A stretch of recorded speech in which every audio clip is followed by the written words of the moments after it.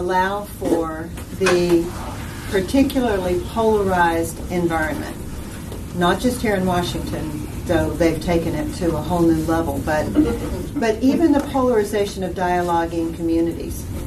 Because when you talk about using an empirical approach to frame the social issue, under normal circumstances, one might do it this way. But in this particularly polarized environment, do you have to apply that differently? Or do you construct the process differently? Or does it simply reveal itself when you're applying your traditional, your standard approach?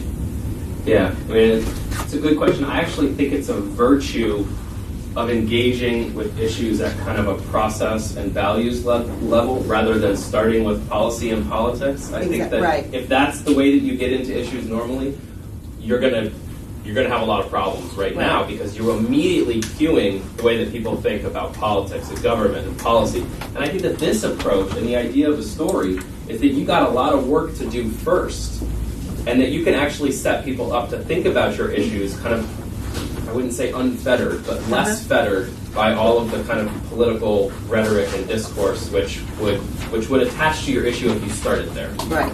So what about a situation though where all that baggage is already attached? At the beginning, you said you were doing some work on framing around immigration for the MacArthur Foundation. The baggage is there. I mean, the baggage is intense and it exists. And so you're not taking, your starting point is way behind the curve. I think the baggage is there on most issues. Yep. It's not, baggage is not just ideology. Baggage is also these models that people have learned to think. So the fact that people assign children to the domain of family is not necessarily so ideological. You find liberal Democrats doing that too. But it does stick and harden. And so the value of this approach is that people have multiple cultural models about anything.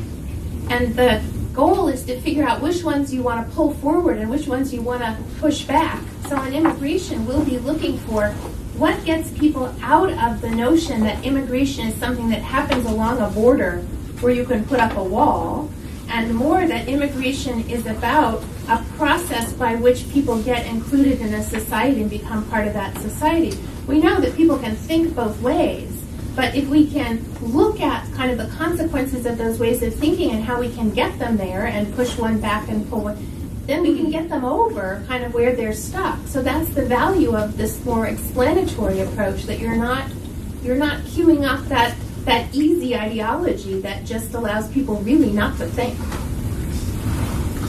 Chris has a question briefly.